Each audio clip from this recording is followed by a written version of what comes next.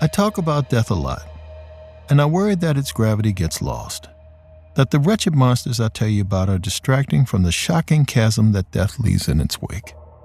I believe we have a bad habit of pushing death away, making it feel distant. But sitting with a loved one as they die is one of the most intimate things a person can experience. I've done it more than once. Today, I'll tell you about my first. I was 18, that fleeting time of life when we all think we're invincible and nothing will ever change. Reason this particular story's come to mind because I was back home in Annapolis last week. Not by chance. See, I told you this before, but my family and I had to put my grandma's house on the market. It'd been up for a few months at this point, and I was having trouble letting the buying process run its course. I kept tinkering, calling different inspectors and firing the stagers. My family was losing their patience. They told me I had to fly out, wrap things up. They all wanted to move on. I got to town, got my rental, drove through Annapolis, the place that raised me. Except, here's the thing about going back to your hometown. It doesn't stay the place that raised you. New businesses are erected, streets are repaved, houses get leveled. It changes, even though you don't live there anymore. Kinda makes you feel small. Case in point, before I turned onto the street of my youth, I passed a restaurant, a steak joint. It used to be a house where I'd spent countless evenings, sitting on a stoop listening to the Orioles games on the radio. That used to be my best friend Nikki's house, my childhood best friend. We shared that deep closeness that you only come by as a kid, the kind that informs you who you become. Let's just say seeing his old place made a lot of memories come rushing back. The good ones, of course, but some bad times too. Like this one dark, insidious night when a vicious thing infiltrated our lives and changed everything.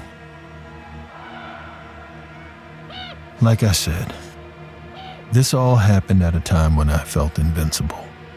I thought me and Nikki were always going to be 18, running around Annapolis like we owned it, and that nothing would ever change. What I didn't know, but what Nikki knew better than anyone, death doesn't care what your plans are.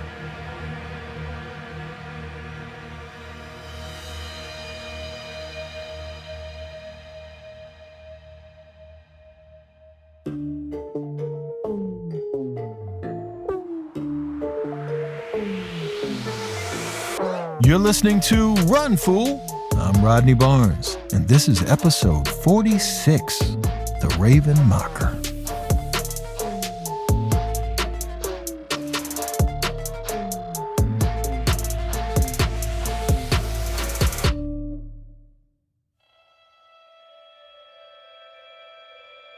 Before I get into it, let me tell you about Nikki. He had this wild gambler kind of energy. Loudest guy in the room. The funniest one, too. Let's see, what else? He loved the Baltimore Orioles. Smoked like a chimney and always had a beer in hand.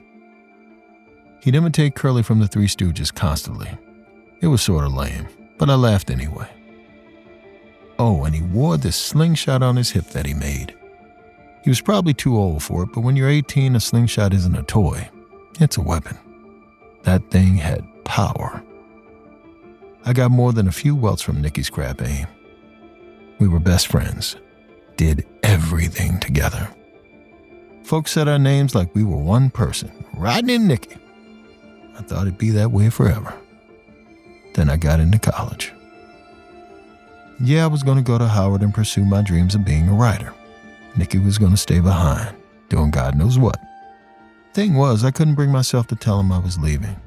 In hindsight, I get it. I was scared of moving on, of life getting too big and wild for me to handle alone, without my buddy on my side. But back then, I was dumb enough to think Nikki would be pissed. Anyway, high school ended, summer began, and I still hadn't told him. I wanted us to have one last summer goofing off. We would have had it too, but Nikki got sick. At first, it was just nausea. Then he started losing weight. We all thought it was a summer flu, until one night I was in my room, working on one of my first comic books. Grandma knocked gently on my door. She had some bad news about Nikki. That's how I came to be sitting in our local hospital, at my best friend's bedside. He was sleeping. His parents had gone home to get some shut-eye too. I said I'd stand vigil, but I wish I hadn't. Nikki was almost gray, with an IV in his arm, and his hair slick with sweat. He didn't look like my buddy. He looked like a cancer patient. That's 'cause he was. That's right, stomach cancer at 18 years old. Still feels weird to say after all these years. I saw his slingshot sitting on the bedside tray. He'd brought the dumb thing with him. That was so Nikki. Just a week ago, he'd been hucking soda bottle caps at me with that thing. Come to think of it, I actually still had one in my pocket. A nurse came in. She was kind of old, maybe in her 70s, and she was really sweet. Changed the wrapping on his IV, told me that Nikki was a brave kid. I'm not proud of this. Got a little overwhelmed then. It was seeing my comrade being tended to like a baby. It made a panicky feeling rise in my chest. So I excused myself, went to buy a soda. It was late. The graveyard shift nurses were out. The hospital halls were quiet. My shoes squeaked down a long, clean corridor. Slow, methodical beeps came from each room I passed. Sometimes I'd hear people talking, some snoring, some crying. Look, I'm not one of those anti-hospital folks, but I get it too. It's confusing, because it's both clinical and desperately intimate. It looks like an office, but the business is illness and death. Kind of set your teeth on edge when you think about it. So I decided not to. I made it to the vending banks, put my change in the slot. With each clank, my stomach coiled tighter and tighter. My mind kept going back to Nikki, looking like a broken piece of spoiled meat. I chose a root beer. The soda shot down into a slot. When I bent to grab it, I heard a scream. I stood up and stared down the too bright hallway I'd just come from. It was quiet. I was about to do the whole I imagined it thing. But then the sound came again. I realized it wasn't a scream exactly. Not from any person. It was too shrill and wild for that. It was a bird. A bird in a hospital. I'm sure stranger things have happened, but this felt up there. You all know by now curiosity is my vice, even more so back then. I didn't think twice about heading toward the bird call, which was also in the direction of Nikki's room. Another cry came, echoing through the hallway, rising above the drone of medical equipment. Then came another shriek. This one sent a cascade of goosebumps all over my skin, because I finally realized the bird cry was coming from Nikki's room. I broke into a jog. I felt queasy, lightheaded. See, my body understood something was deeply, deeply wrong before my mind could figure out what. When I reached Nikki's room, the lights were out. They hadn't been when I left. Of course, this made my dread get worse. I tasted iron and realized I was biting my lip. I could see Nikki's form on his bed. It's hard for a hospital room to be totally dark. The machines all had lights. The monitors cast a dull glow, but there was an inky underbelly to this room. Shadows lurked in the corners like pools of black water, except there was one place light should have reached and didn't. A patch of darkness hovered over Nikki's chest, almost like an ink blot, or a mark that took up space rather than a thing that was. I know that doesn't make sense. It didn't to me either. All I knew was that there was something floating over my best friend, and it was hurting him. Nikki's eyes were wide. His mouth was open in a silent scream. Then the ink blot shivered. It leaked out a sound, that bird's cry. A pair of coal black eyes clarified in the middle of the shadowy muck and stared right at me. On the bed, Nikki shook violently. His hands clawed at his chest. This thing, whatever it wasn't just hurting him. It was killing him.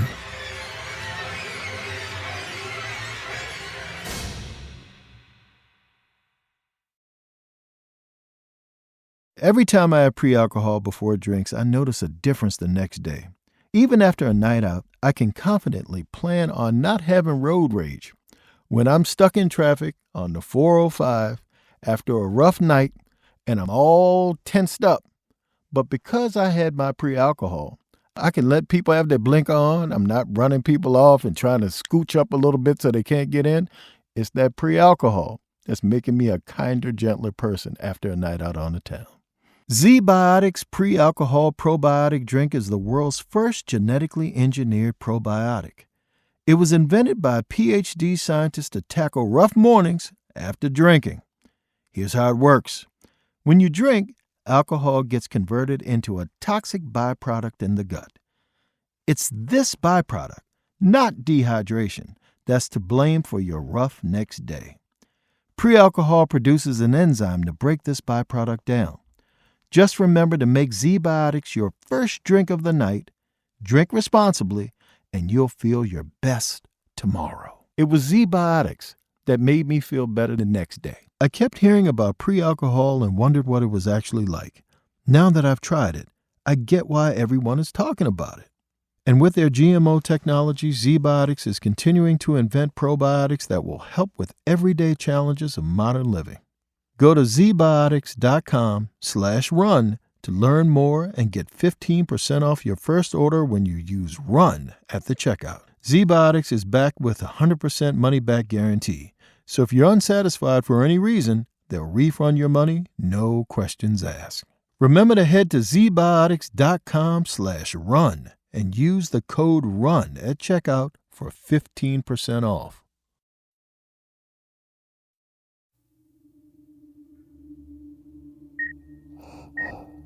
I don't know what made me do it. Instinct, love, something. I threw my body over Nikki, between him and that thing, and I started screaming. Nikki convulsed under me. The machines kicked in, beeping like crazy. I heard running footsteps, bodies swarmed around, hands pried me away.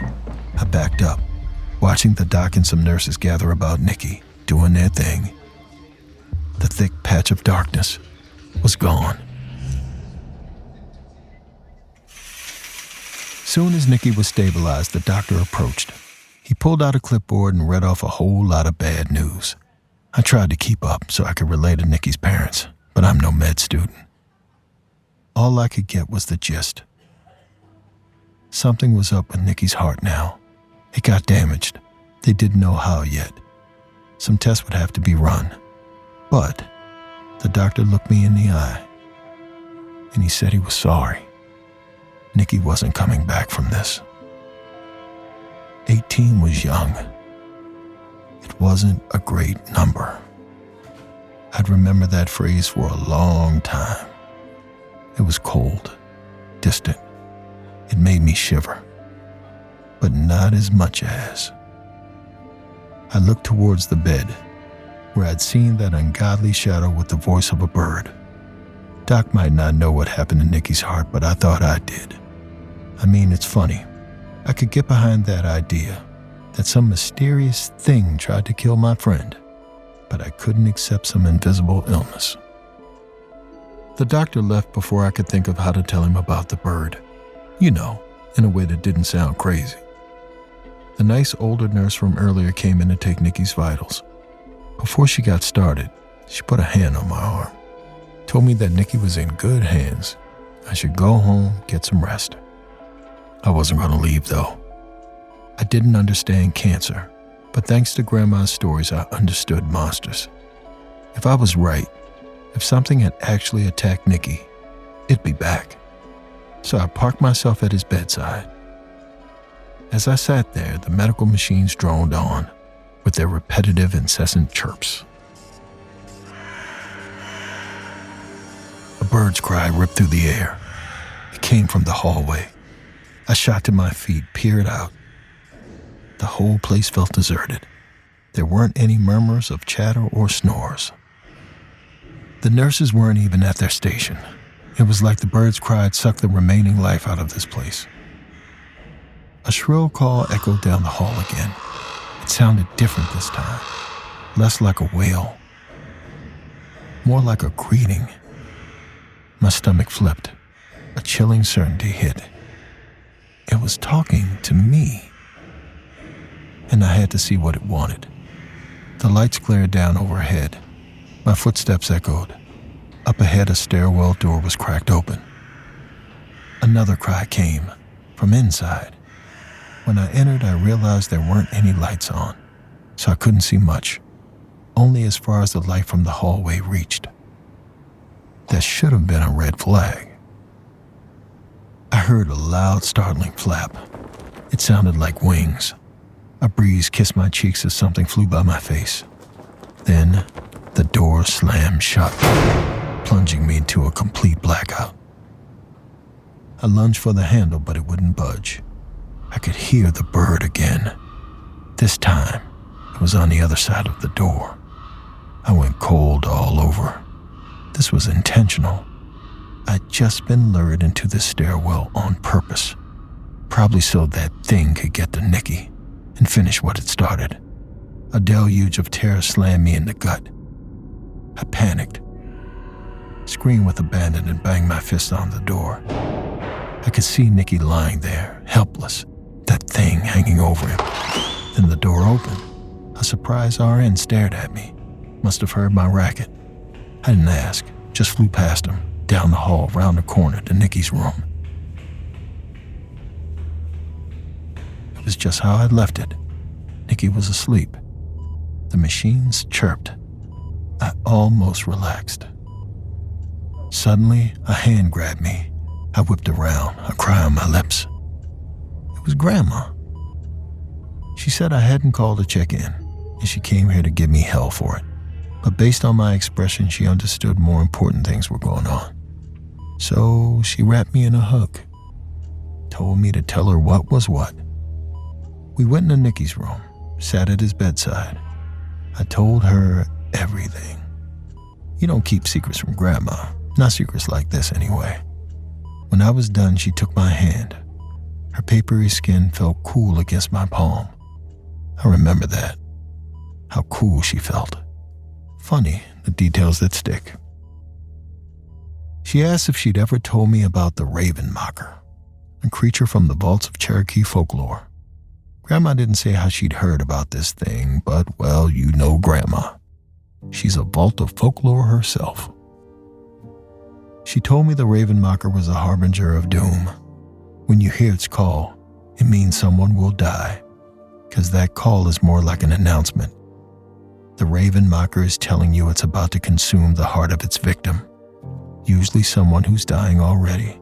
By eating this vital organ, the Mocker steals the life they have left. It comes in the form of a great black bird, but not many people know that. The Raven Mocker can fool us, you see. Some say it's invisible, or hides under a disguise. Some lore contends you can see it in the shadows if you look carefully. According to the old tale, only medicine men can see it clearly. But a lot of medicine is checklists and quotes these days. There's distance from the dying, and with that distance, our healers can't see the Mocker anymore. The only people who can are those who know death intimately, who have come face to face with it and were changed forever. Grandma, well, she'd encountered more death than most. If that's what was hurting Nikki, she'd spot it. But she wanted to make sure I understood. If a Raven Mocker had chosen Nikki, it chose him because he was already as good as dead. I didn't understand. Nikki was my best friend. I wasn't going to let a bird eat him up. Grandma knew I'd feel that way. She agreed to wait with me. Once we knew what we were up against, we'd make a plan. Then, without another word, she leaned back in her chair, opened her purse, which was huge, by the way, and always full of an untold amount of first aid, doodad, snacks, tools. But that's a monster for another episode. She took out a Reader's Digest and a pencil, then started on a crossword puzzle. The minutes ticked by. The darkness outside the window felt thick, like doom had wrapped itself around this hospital, keeping us locked in tight. The door opened, startling me. It was the nurse, the kind one. She'd come to take Nikki's blood pressure. Her eyes slid over me, then Grandma. She said it was good Nikki had so much support. He'd barely been alone since he got here. Grandma sighed quietly, fully engaged with her puzzle. The nurse did her thing, then said she'd be right back to get blood samples. She left. Grandma set down her digest and calmly told me that nurse was a raven mocker. There are some things in life that are okay to be a total crapshoot, like trying a new type of milk in your coffee, or a cheap Instagram ad impulse buy, or mixing it up with a new takeout spot. But finding the right doctor shouldn't be a total crapshoot. There's times where I'm sitting back and I'm just saying I need a doctor's appointment, my jaw hurts, my shoulder hurts, there's a lot of things on me that hurt. And I just get on ZocDoc.com and I got an appointment, and a couple days later I'm feeling better. Y'all should do this. ZocDoc is a free app and website where you can search and compare high-quality in-network doctors, choose the right one for your needs, and click to instantly book an appointment. We're talking about in-network appointments with more than 100,000 healthcare providers across every specialty, from mental health to dental health, eye care to skin care, and much more. Plus, ZocDoc appointments happen fast, typically within just 24 to 72 hours of booking. You can even score same-day appointments. I'm telling y'all, I use this, and you should too. So stop putting off those doctor's appointments and go to ZocDoc.com/run. Find and instantly book a top-rated doctor today. That's ZocDoc.com/run. ZocDoc.com/run.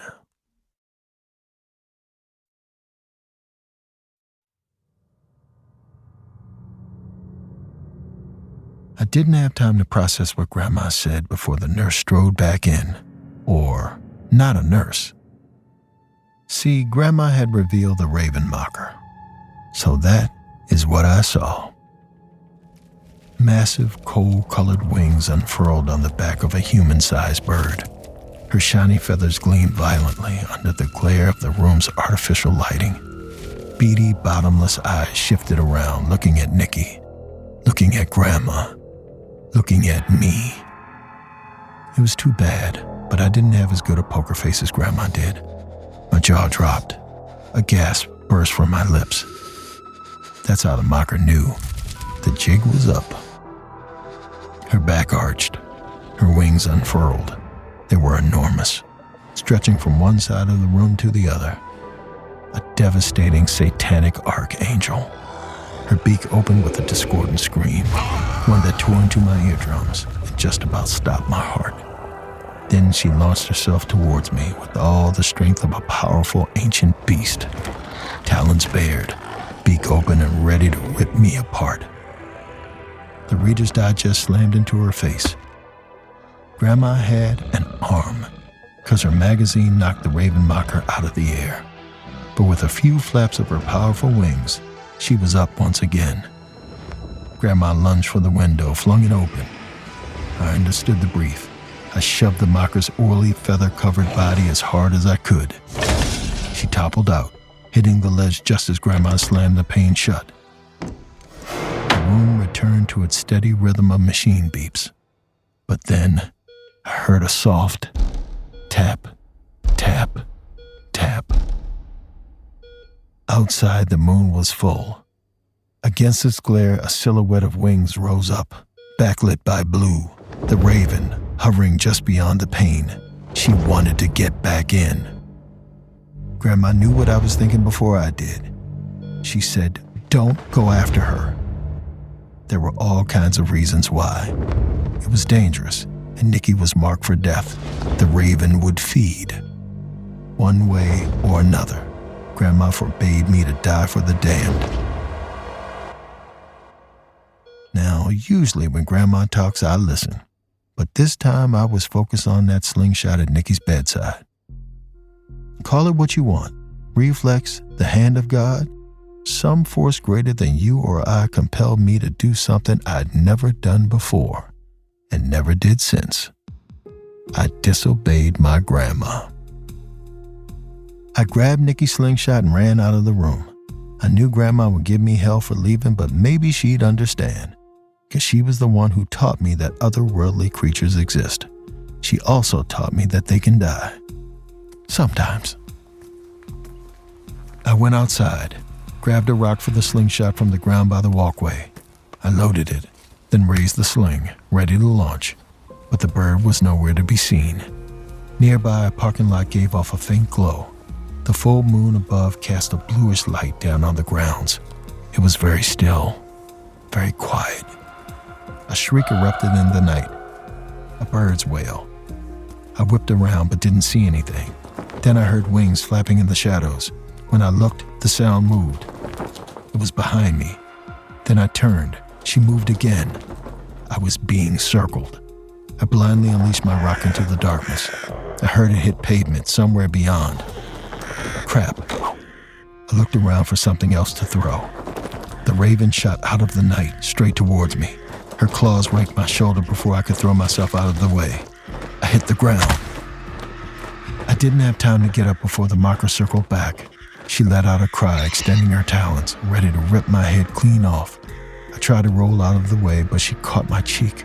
A searing pain tore through the side of my face before it went numb. When I looked up again, I expected to see slick black wings pelting at me, but it was worse than that. I'd left the hospital door wide open, and I looked up just in time to see the raven mocker flying inside. She was going after Nikki.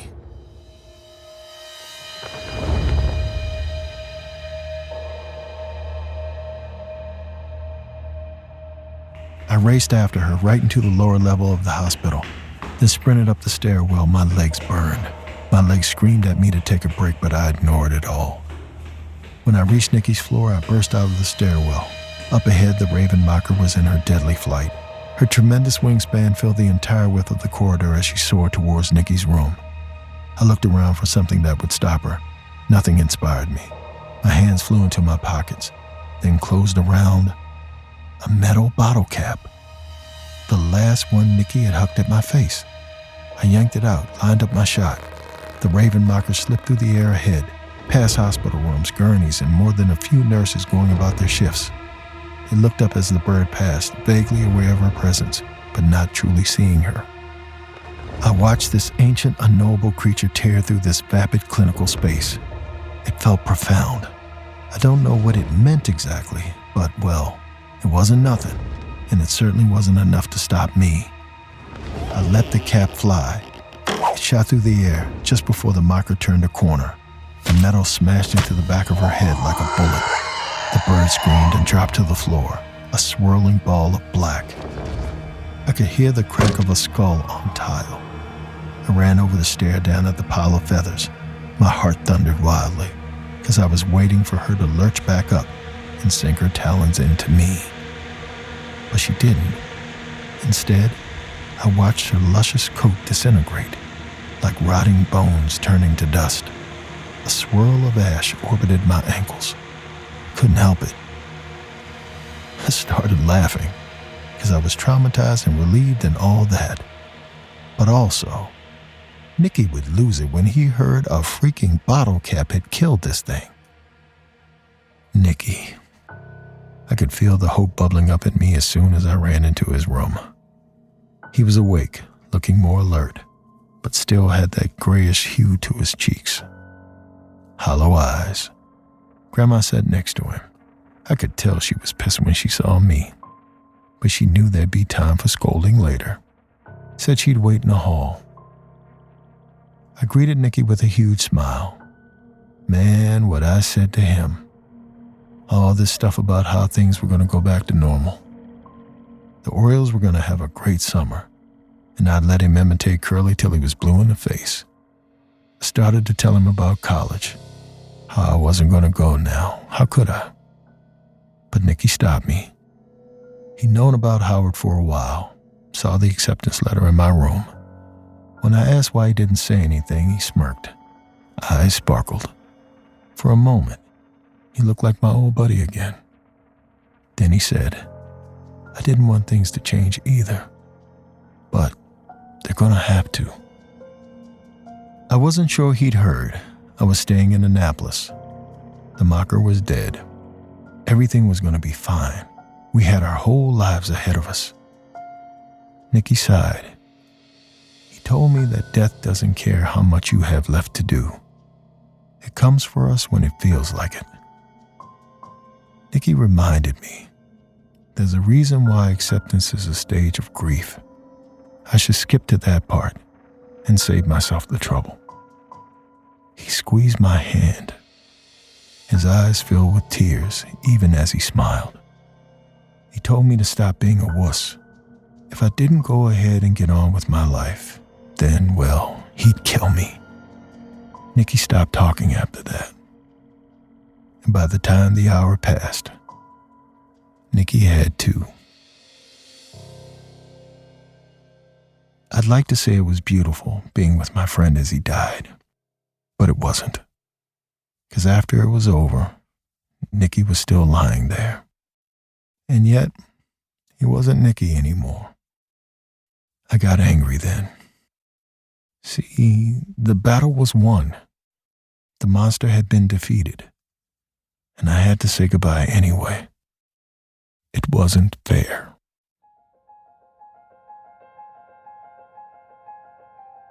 Nikki's life stopped then and there, but mine kept going. I went on to college. I became a screenwriter. I got married, had kids, got divorced. I did all those big life experiences without my best friend. That's the weird thing. He just ceased to exist. There was a gaping hole in my life that he once filled, and it shocked me to my core that the world kept on turning. It's kind of like what I was saying about going back to your hometown, how it can make you feel small and insignificant. I've left Annapolis, but the city keeps changing. No matter who you are, how important you are, life goes on without you. I want to go back to the Raven Mocker for a second, because this beast, it does more than terrorize us with its shrill cry and sharp talons. It's also a reminder. Death can be vicious. It robs you of the time you have left with your loved ones, but there's also an inevitability to it. It's the Grim Reaper, you see. It warns us. We can't choose when death comes. It just comes. Till it does, you've got no other choice but to live. Yeah, the world goes on without you, but it also goes on with you. See how that works? I put my car in gear and drove on to Grandma's. It would be hard, but I was going to stop dragging my feet. Time to move forward.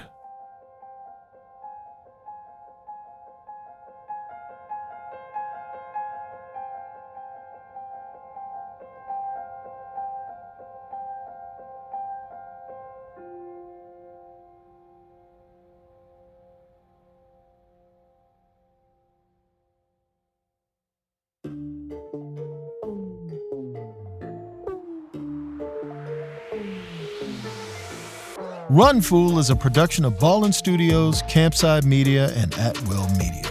It is hosted and executive produced by me, Rodney Barnes. This episode was written by Kate Murdoch and produced by Abakar Adan and Lee Mengistu. Editing by Abakar Adan. Sound director, designer, and mixer is Kevin Seaman. Coordinating producer is Avery Siegel. And artwork by Jessica Clogston-Kiner. Production support by Jeremy Bone, and Cole Lacasio. Special thanks to our operations team, Doug Slaywin, Ashley Warren, Sabina Mara, and Destiny Dingle. Executive producers at Ballen Studios are MrBallen, Nick Witters, and Zach Levitt. Executive producers at Will Media are Will Malnati and Rosie Guerin. Executive producers at Campside Media are Matt Scher, Josh Dean, Vanessa Gregoriadis, and Adam Hoff. Thanks for listening, and see you next week.